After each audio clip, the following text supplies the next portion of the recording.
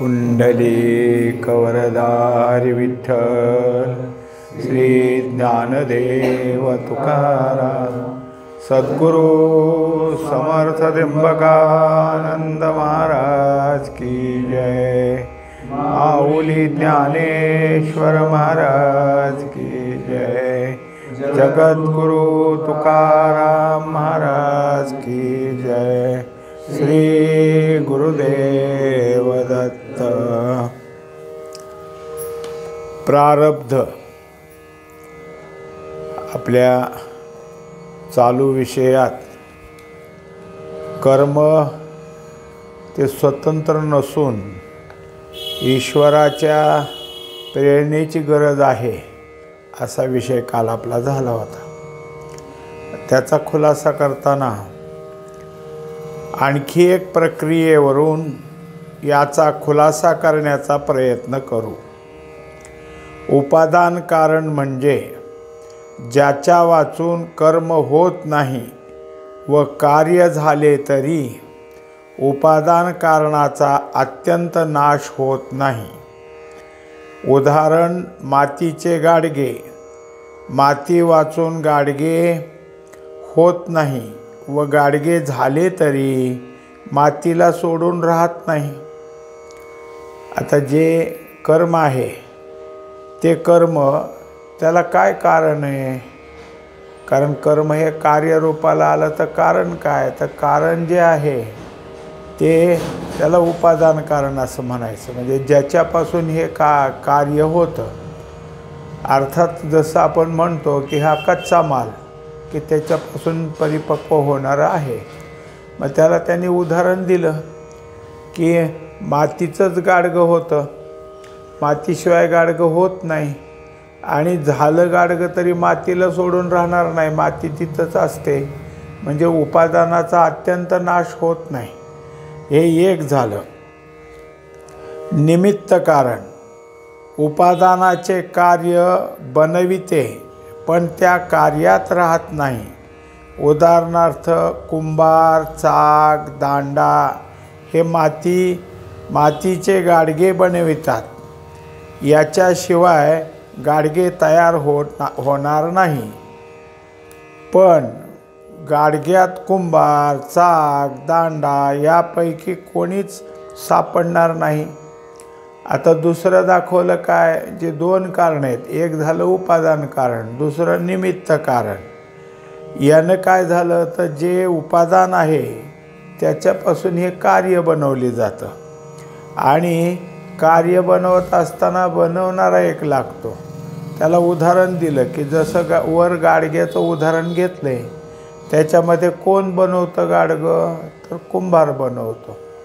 कशावर बनवतो? तर चाक त्याचं फिरवण्याकरता त्याला एक दांडा असतो। मग त्याला त्यांनी गती द्यायची आणि त्याच्यावर मग गाडगं बनवलं जातं। पण हे तयार झालं तर कुंभार, चाक, गाडगं हे बाजूलाच राहिले। म्हणजे जसं कार्य करण्याकरता निमित्त कारण लागतो, पण निमित्त कारण असलेला त्या कार्यामध्ये नाही, तो काय सगळं करून त्याच्यापासून बाजूला आहे। वरील सारणीप्रमाणे अविद्यारूप कर्म संस्काराचे कर्मरूप कार्य म्हणजे अविद्या उपादानाचे बनलेले आहे। आता वरचं जे आपण पाहिलं ते कसं आहे तर कर्मसंस्कार आहेत आणि कर्मसंस्कार त्यापासून काय होणार आहे? कर्म बाहेर येणार आहे। मग या सगळ्याचं मुख्य काय आहे उपादान कारण? तर अविद्या आहे। अविद्या हेच काय करते तर कर्मसंस्कार आपल्याजवळ ठेवते किंवा कर्म करायला भाग पाडते। मुळात जे काही कर्म बाहेर येतं ते कोणामुळं? तर अविद्येमुळंच येतं। कारण काय असतं की कर्म करणारा कोणी जरी झाला तरी कर्म करण्याची प्रेरणा घेतली जाते आणि मीपणानं कर्म केलं जातं। मग हे सगळं अविद्येचंच कार्य झालं। अविद्या ही याची काय झाली? उपादान कारण झाली। हे ईश्वर निमित्त कारणाशिवाय बनणार नाही। आणि अविद्या स्वतः उठून काय आहे कुठलं तरी कार्य बनवते असं नाही, कार्य बनवणारा दुसरा राहतो आणि तो कोण आहे तर ईश्वर आहे. व त्यात ईश्वर असणार नाही. मग सगळं कर्म करण्याकरता आपल्याला प्रेरणा दिली ईश्वरानं, पण कर्माचा संबंध ईश्वराशी काही नाही.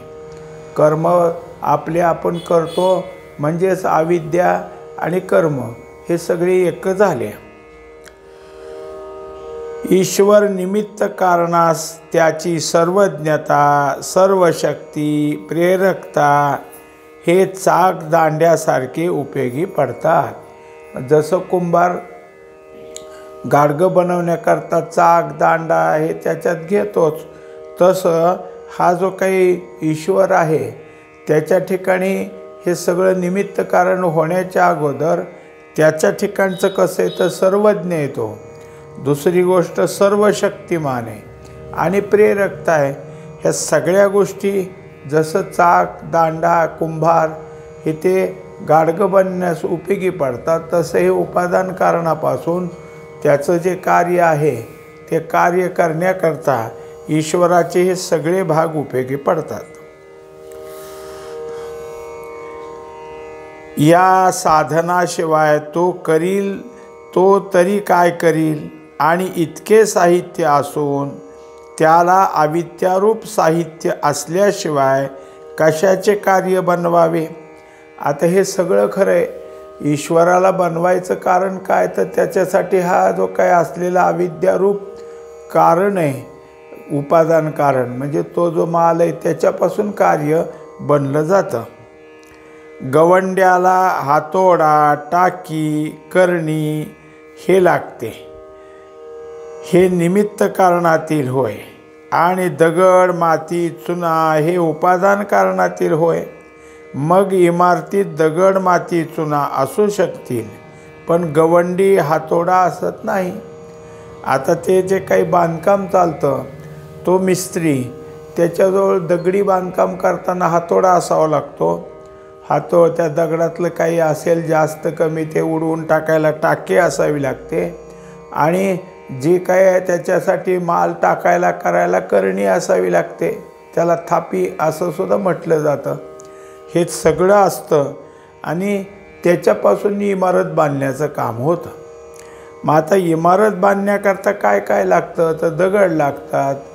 जर चुना असेल तर चुना लागेल, नसेल तर मातीत बांधायचे असेल तर माती लागेल, नसेल तर सिमेंटमध्ये असेल तर सिमेंट लागेल. हे सगळे उपादान कारण आहेत. आणि त्याच्यापासून भिंत झाली, पण गवंडी, हातोडा, त्याची थापी किंवा करणी हे नाही त्यात गेलं. त्याच्याशिवाय का भिंत झाली नाही, पण ह्या सगळ्या गोष्टी तिथं येतात. मग इमारतीत दगड, माती, चुना असू शकतील, पण गवंडी, हातोडा असत नाही. तसेच संचिताचा फलभोग ईश्वरा वाचून नाही व फलभोगात ईश्वर नाही, तो नित्यमुक्त आहे. या खुलास्यावरून कर्म स्वतंत्र नसून त्याला ईश्वराच्या साह्याची गरज आहे.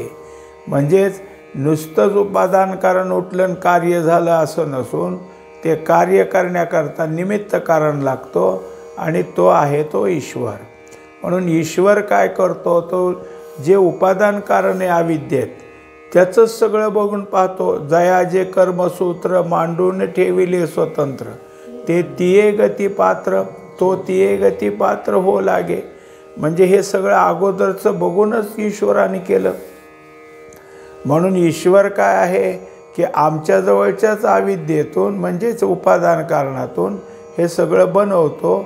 म्हणजे उपादान कारण आणि त्याला बनवणारा हा कोण झाला, निमित्त कारण.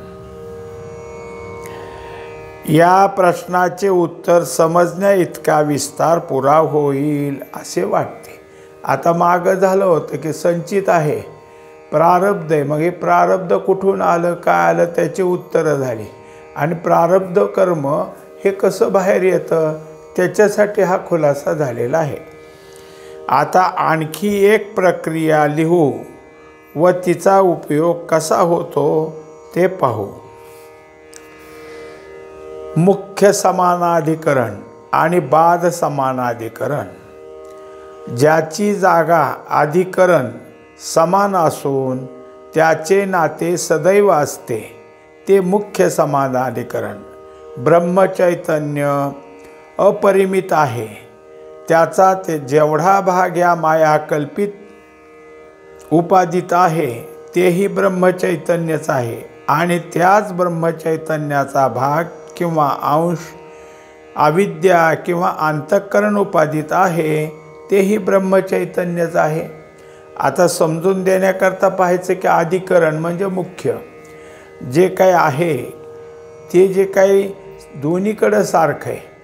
दोन्हीकडं म्हणजे कुठं तर जेव्हा मायेची कल्पित भागात जेवढं काही मुळातच ब्रह्मचैतन्य सर्व व्यापक आहे आणि मायेची उपाधी जेवढी कल्पित झाली तेवढ्यात जे आलं ते ब्रह्मचैतन्यच. दुसरी गोष्ट काय आहे की जे अविद्या उपाधीत किंवा अंतःकरण उपाधीत आलं तेही ब्रह्मचैतन्य. आता ते सगळं काय आहे ब्रह्मचैतन्य तेवढ्या सगळ्या कल्पनारूप उपाधीत मावत नाही. मग जेवढं आलं तेवढं अंतःकरणात जेवढं आलं तेवढं म्हणजेच ते अंश रूपानं आलं, थोड्या थोड्या रूपानं त्या ठिकाणी आलं. म्हणजे अंतःकरण उपाधीतील कूटस्थ आत्मा हा ब्रह्मचैतन्य असून निरुपाधी ब्रह्मचैतन्याचाच भाग आहे. आता दोन्हीकडे काय झालं ब्रह्मचैतन्य. कधी कधी अंतःकरणात येणाऱ्याला कूटस्थ किंवा आत्मा असं नाव असतं. मग ते सुद्धा ब्रह्मचैतन्यच आहे, ते त्याचीच नाव आहेत.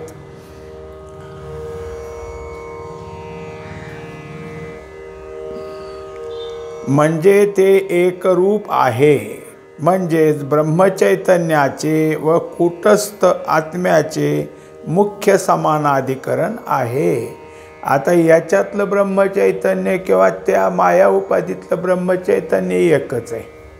मग ते कूटस्थ किंवा आत्मा नाव जरी आलं तरी. आणि म्हणून दोन्हीकडचं सारखं आहे त्याला काय केलं आपण समान मानलं. हे आहे आणि हे आहे मग मुख्य समान झाले. आता इकडेही तेच आहे आणि इकडेही तेच आहे, दोन्हीकडे सारखंच आहे. आता अंतःकरणातील कूटस्थाचा अंतःकरणाच्या धर्माचा आविर्भाव घेऊन जे भ्रमामुळे निराळे ज्ञान उत्पन्न झाले असे वाटते तो कूटस्थाचा आभास अगदी कूटस्थासारखाच असावा. आता त्याच्यानंतर काय झालं तर अंतःकरण आहे आणि अंतःकरणानं आपले जे धर्म आहेत म्हणजे कुठले प्रत्येकाच्या अंतःकरणात त्रिगुण आहेत. सत्वगुण आहे, रजगुण आहे, तमगुण आहे आणि ह्यांनी त्याच्यावर ते घातले म्हणजे त्या आविर्भावासह त्याच्यातून बाहेर झालेलं ज्ञान ते या कूटस्थाचा आभास. आभास म्हणजे काय आता आपण पाहिलं की प्रतिबिंबच आहे पण त्यात ते भासतंय आणि ते अखंड भासतं. म्हणजे एकट्यालाच भासलं असं नाही, सगळे अविद्या कार्याचे जे त्या सगळ्याला भासतं म्हणून ते सगळीकडे सारखं आहे. त्याचं नाव आभास. अगदी कूटस्थासारखाच असावा. आता प्रतिबिंब आणि प्रतिबिंब बरहुकूमच असतं. एखादा मनुष्य आणि टोपी घातली आरशासमोर गेला, आरशात मात्र टोपीच दिसत नाही असं कधीच व्हायचं नाही. जसं तो असेल तसं जे बिंबात आहे ते प्रतिबिंबात आहे म्हणून कूटस्थासारखाच आभास आहे. पण अंतःकरणाचे सुखदुःख फल आपल्या भ्रमाने आपल्यावर समजणारा आभास त्याने अंतःकरण धर्माचा बाध केला तर तो आभास कूटस्थ चैतन्याशी समानाधिकरण करू शकेल. आता एक झालं की आभासानं मात्र अंतःकरणातले जे धर्म आहेत ते सगळे म्हणजे अंतःकरणातलं सुख दुःख ते सगळं आपल्या ठिकाणी घेतलं. आता जर ह्या आभासानं ह्या सुखदुःखाला स्वतःवर घेतलेलं हे जर बाजूला काढलं म्हणजे अंतःकरण धर्माचा जर बाध केला तर कूटस्थ चैतन्य अगोदर जे होतं तसंच झालं म्हणून ते समानाधिकरण. आणि कशाचा बाध करावा लागल त्याने निष्करण घेतलेल्या धर्माचा म्हणून हे बाध समानाधिकरण. अगोदर आपण पाहिलं त्याला काय म्हणायचं मुख्य समानाधिकरण, आणि ज्यातला जो अधिक आलेला भाग आहे तो बाध करणं म्हणजे बाध समानाधिकरण. म्हणजे सर्व धर्माचा बाध करून जे समानाधिकरण होते हे बाध समानाधिकरण. समानाधिकरण दोन्हीकडे सारखंच राहिलं, पण एक मुख्य जे आहेच ते, आणि दुसरं तेच आहे, कुटस्थ चैतन्यच आहे, त्याचाच तो आभास आहे, पण त्यांनी धर्म स्वीकारलेत. मग ते धर्माचा बाध केला, स्वीकारलेल्या धर्माचा बाध केला की दोन्हीकडे ब्रह्मचैतन्यच आहे ते, आणि हे सुद्धा. हे बाध करून टाकण्यास त्याला कूटस्थाचे ज्ञान असणे आवश्यक आहे. तेव्हा एकंदरीत त्याच्या ठिकाणी मी कोण आहे हे जर त्याच्या ठिकाणी असेल तर मला हे जास्त चिटकले ह्याचा बाध होईल. मी तोच आहे, जे बाधाचा धर्म आहे तोच त्यांनी स्वीकारला, मी तोच आहे असं जर म्हणलं तर त्याला मुख्य कोण आहे हे कळालं नाही. म्हणजे त्याला कोण कळावं लागल तर ज्याने अंतःकरणातले धर्म धारण केलेत, हे धर्म माझे नाहीत तर मी कुटस्थ चैतन्य असं त्याला कळावं लागल, आणि मगच तो त्या धर्माचा बाध करेल, एरवी नाही. आता यांचं नारायण महाराजाचं पुस्तक आहे सप्तसागर, त्याच्यामध्ये त्यांनी दिलं आहे एका ऋषीची मुलं अशीच काय आहे फिरायला गेली इकडं तिकडं काही सरपण काटूक गोळा करायला, तर दुसऱ्या एका माणसाला मोहनास्त्र येत होतं. त्यांनी त्याच्यावर टाकल्यामुळं त्यांना काही समजेना आम्ही कोणाचे कोण. त्यांनी त्याच्या घरी आणली ती मुलं, आणि मग ते लागलेच आता त्यांच्या घरचं काम करायला, ते सांगल ते काम करायचे. आता तो होता परीट, त्यामुळं धुणं न्यायला आणायला त्याने गाढव सांभाळलेले होते. गाढवाच्या पाठीवर धुण्याचे बोजे टाकायचे न्यायचं. आता ते धुणं संपलं की ह्यांना गाढवं राखायला जावं लागायचं, हे फिरायचे. आज दुसरे एक ऋषी तिथून चालले आणि त्यांनी पाहिलं ही मुलं तर तेजपुंज आहेत, यांच्याजवळ काहीतरी विद्या आहे, पण हे गाढवं कसे राखतात मग. म्हणजे कोणाचे रे मुलं हो तुम्ही? म्हणजे आम्ही रजकाचे, म्हणजे आम्ही परटाचे. मग त्याने आपलं आश्चर्य केलं आणि ते आले ज्यांच्या घरी आले त्यांचीच मुलं होती. म्हणजे काय आश्चर्य पाहिलं, मुलं अशी तेजपुंज वाटतात, विद्या आहे त्यांच्याकडे काहीतरी, आणि असं का झालं? मग हे लागले ऋषी रडायला, म्हणले माझीच आहेत, पण मोहनास्त्र काढण्याची विद्या माझ्याकडे नाही, मी ते करू शकत नाही, त्यामुळं त्यांच्यावर जे घातलेलं आहे ते मला बाजूला करता येत नाही. माझी असूनसुद्धा माझ्याशी बोलत नाहीत, माझं ऐकत नाहीत. मग ते ऋषी म्हणले मला येत आहे. ते गेले त्याच्या घरी, म्हणजे का रे कोणाची मुलं आहेत? मग त्याला थोडंसं वाटलं आता हे वेगळेच आहेत, ह्यांना जर आपण नाही माझी म्हणावं तर हे शाप वगैरे देतील. म्हणलं माझे नाहीत. मी त्यांना मोहनास्त्र टाकले. म्हणले तो असं कर, ते देऊन टाक. आणि मग त्या मुलाला त्यांनी काय काढलं, ते काढल्यावर आपले म्हणे चला. त्यांना लक्षात आलं की आपण ह्या कोणाच्या घरी राहिलो आहे, ह्या कोण आहे परीट, आणि ह्याच्या घरी कसं आलो. मग आपले आई वडील सगळं आठवायला लागलं. मग घेऊन निघाले. पण त्यातला एक मुलगा म्हणला तुम्ही घेऊन चाललाय, पण इतके दिवस त्याच्या घरचं जेवलो पाणी पिलो, आणि मग मी त्यांचा कसा होईन, माझ्या ठिकाणी आता हे अपवित्रपणा आला. दुसरा म्हणला काय ते आपल्याला कळत नव्हतं, अज्ञानात होतं तेव्हा झालं. तो निघाला, पण हा लागला थांबलाच. ते ऋषी म्हणले तुझा माघारी. म्हणजे ज्याच्या ठिकाणचा हा भ्रम निघूनच जात नाही तो कसा पुन्हा शुद्ध होईल. आणि याच्या ठिकाणचाच भ्रम निघून गेल्यावर तो म्हणला काय नाही आम्ही मूळचेच त्यांचे, हे भ्रम काहीतरी झालता म्हणून इथं आलो. हे जसं आहे तसं धर्म कोण काढून टाकील? मुख्य मी कोण आहे हे ज्याला कळतं तो हे अंतःकरणात अधिक असलेले धर्म हे काढून टाकेल. आणि ते काढून टाकले की त्या ठिकाणी मग काय आहे, समानाधिकरणच होईल. कारण ते कुटस्थ चैतन्य किंवा ब्रह्मचैतन्य, आणि ते पहिलं आहे ते पण ब्रह्मचैतन्य. हे बाध करून टाकण्यास त्याला कूटस्थाचे ज्ञान असणे आवश्यक आहे. तेव्हा आता आभास कुणाचा होता? कूटस्थाचा. आभासाने काय केलं होतं? तर अंतःकरणाचे धर्म स्वीकारले होते. पण आभासाला मी कोण आहे हे जर कळालं, अर्थात कोणाला? प्रतिबिंबाला मी बिंब आहे, त्या बिंबाचा मी असलेला काय आहे की आभास आहे, असं जर कळालं तर त्याच्या ठिकाणी या धर्माला बाजूला करता येईल. ते त्याचे त्याला स्वतः होऊ शकत नाही व ईश्वर चैतन्यही मायेतीलच असल्याने तेही असमर्थ आहे. आता त्याची त्याला ह्यातला भ्रम निघत नाही. म्हणजे हे बाद केलं की होऊ शकते असं त्यांनी सांगितलं खरं, पण त्याला नाही ना होत त्याचा भ्रम. कारण एक भ्रमीच आणि दुसरा भ्रम असलेलाच मनुष्य ते कसं काढतील? भ्रमाच्या बाहेर जो कोणी तोच भ्रम काढू शकेल. आणि ईश्वराने काय केलं? ईश्वर माया उपाधीतला आहे. त्याला जे काय असेल ते ह्याचं बाद करण्यात किंवा त्याला समजून सांगण्याचा त्याच्याकडे काय नाही. त्यांनी सांगितलं मी आपलं काय आहे? निमित्त कारण आहे. माझ्या ठिकाणी काही त्यातलं काही नाही. म्हणजे तो हे सगळं बाजूला करण्यास असमर्थ आहे. आत्तापर्यंत आपण पाहिलं, ईश्वरानं आत्तापर्यंत जर सगळ्याच जीवाची अविद्या घालवली असती तर संत महात्म्याला यायचीच गरज नव्हती. पण ईश्वराला हे करता येत नाही म्हणून ईश्वरच संत महात्म्याच्या रूपाने येतात आणि मग हे काढण्याचा प्रयत्न होतो.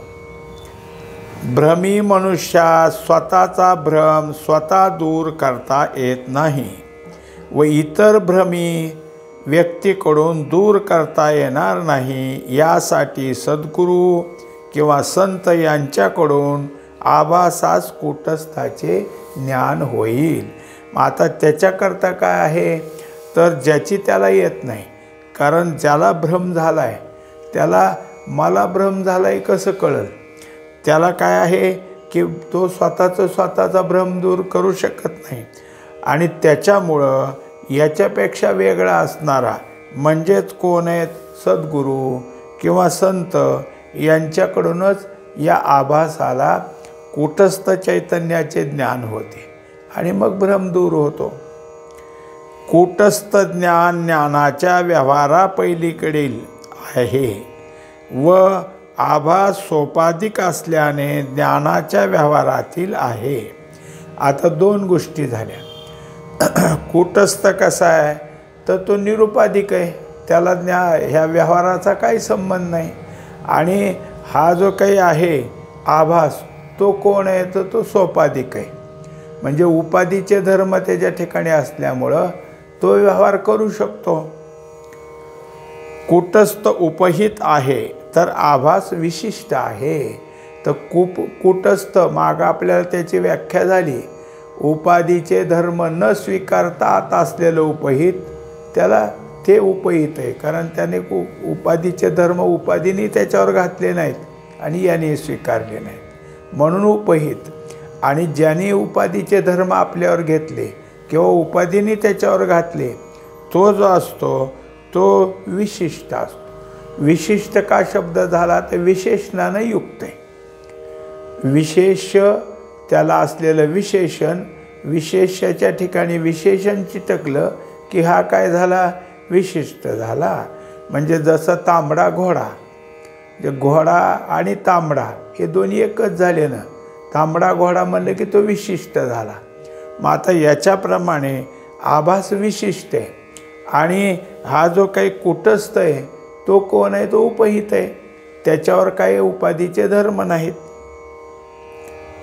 त्या आभासातील विशेष ते अंतःकरण धर्म त्याचा त्याग केला तर आभासाचे कूटस्थाशी बाद समानाधिकरण होईल.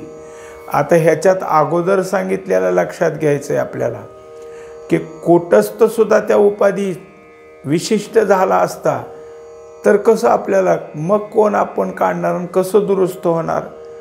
त्याचा आभास फक्त त्यात आहे. म्हणजे सूर्यबिंब वर आहे पण प्रतिबिंब पडलं आहे ज्या भांड्यात त्या भांड्यातल्या पाण्याला रंग आहे. मग त्यातलं प्रतिबिंब कसं दिसल? तर ते रंगीत दिसल. पण सूर्य आहे का रंगीत? तसं कूटस्थ ह्यात नाही. कूटस्थाचा आभास मात्र काय झाला आहे की तो याच्याशी सम्मिलित झाला आहे. पण आभासाला या रंगातून दूर करायचं असेल तर रंगाचं पाणी बाजूला करावं लागेल आणि मग तिथं स्वच्छ पाणी घेतलं की बिंब प्रतिबिंब एक होतील. तसं कूटस्थाच काही बाधा नाही, बिंबात काही बाधा नाही. म्हणून आभासातील विशेषण जे अंतःकरण धर्म त्याचा त्याग केला तर आभासाचे कूटस्थाशी बाध समानाधिकरण होईल. म्हणजे काय काढावं लागेल, गुणाला बाजूला करावं लागेल. गुण ज्याने त्याग केला ते संपलं की कूटस्थ आणि ब्रह्मचैतन्य एकच आहेत. मग ते मात्र काय झालं, समानाधिकरण होईल. पण त्याच्या अगोदर हे जे काही घेतलेले धर्म आहेत ह्याचा बाध करावा लागेल. मग ह्याचा बाध करणं म्हणजे कसं झालं, बाध समानाधिकरण. व कूटस्थाशे ब्रह्माशी मुख्य समानाधिकरण सदैव आहेच, त्याला काही करावे लागत नाही. मग आता कूटस्थ ब्रह्मचैतन्य एकच आहे ना. बाध कशाचा करावा लागला, आभासानं घेतलेल्या धर्माचा. आणि कूटस्थ काय आहे, कूटस्थ त्या आभासाचं बिंब आहे, ते शुद्धच आहे. त्यामुळं एकदा ह्या धर्माचा बाध झाला की कूटस्थ आणि ब्रह्मचैतन्य हे दोन्ही कसे झाले, समान झाले. म्हणून त्याला समानाधिकरण असं नाव देण्यात आलेलं आहे. या सारणीचा उपयोग कसा करावयाचा ते पाहू. सद्गुरूकडून बाध कशाचा करावयाचा ते ज्ञानाने प्रत्यक्ष कळले म्हणजे ज्ञान झाले. संचित हे अज्ञानाच्या घरातील गोष्ट आहे. बागुल हा अज्ञानाच्या घरातील वांझेचा पुत्र आहे. तसे संचितात कर्मसंस्कार आहेत व त्याचा भोगता मी चैतन्यरूप आभास माझा याचा संबंध होईल कसा, हे मनाने हे भ्रमाने मी कल्पिलेले म्हणजे कल्पनेने इतके दिवस चालविलेले होते. आता काय करावं लागेल त्याला, तर सद्गुरू काय करतात तर तू धारण केलं आहे हे सगळं अवांतर आहे. बहुता एका अवांतरू अहंकाराचा भूत संचारू, हे अवांतर आहे तुझ्या ठिकाणी आलेला. आता हा बाजूला काढण्याची, जसं भूतबाधा बाजूला काढणारा जसा पंचाक्षरी असतो तसा हा काय आहे की सद्गुरू हे भ्रम बाजूला काढण्याकरता की बाधा बाजूला करण्याकरता असतात. आणि त्यामुळं ज्याला बाजूला करायचं आहे ते काही विशेष नाही. जसं एखाद्या मुलाला भीती घालण्याकरता सांगितलं बागुल आहे बघ, आहे का सत्य, मग त्याला जसं जे आहे ते खोटंच सांगितलं तसं हा भ्रम हे अज्ञान हे नसणारं लागले. म्हणजे ह्यांना दूर करायला काही वस्तू नाही, त्याला काय सहज त्याच्यामुळं झालेलं आहे. एकदा त्याची समजूत पटली म्हणजे ज्ञान झालं की अज्ञान निघूनच जाणार आहे. ती कल्पना नष्ट केली म्हणजे अविद्येच्या ज्ञानाने नाश म्हणजे बाध केला. आता कल्पना कशाची घेतली होती, मी अमुक अमुक आहे याची, हे आभासाने घेतलेलं मी पण आहे, हा तू नाहीस असं त्याला समजून दिल्याबरोबर त्यांनी ते मी घेतलेलं ते जे होतं ते काढून टाकलं. आणि मग त्याच्या ठिकाणी जर काही असेल तर मग हे राहिलेलं सगळं अविद्येचा नाश झाला. अर्थात अविद्येच्याच पोटात संचित होतं म्हणजे संचिताचा सुद्धा नाश होऊन जातो. म्हणजे संचित जळाले, ज्ञानाने संचित कर्माचा नाश होतो. सुखदुःखाचा अंतःकरण धर्म आपल्यावर भ्रमाने घेतल्याने आभास अहंकर्तृत्वच व भोक्तृत्व घेत होता. त्या धर्माचा त्याग केला की त्यामुळे क्रियमान कर्मसंस्कार होण्याचे थांबले. आता कर्म करण्यातला भोक्तृत्व भाव आणि कर्तृत्व भाव हेच बंधनात कारण होते. त्याच्यामुळं ते बाजूला झाले की क्रियमान उभं राहायचं काहीच राहिलं नाही. मग संचित दळून गेलं आणि क्रियमान निर्माण होणार नाही. मग आता राहिलं काय, फक्त चालू आहे तेवढंच भोगणं, बाकी काही राहिलं नाही. पुंडलिक वरदारी विठ्ठल, श्री ज्ञानदेव तुकाराम, सद्गुरु समर्थ त्र्यंबकानंद महाराज की जय, माऊली ज्ञानेश्वर महाराज की जय, सद्गुरु तुकाराम महाराज की जय, श्री गुरुदेव दत्त.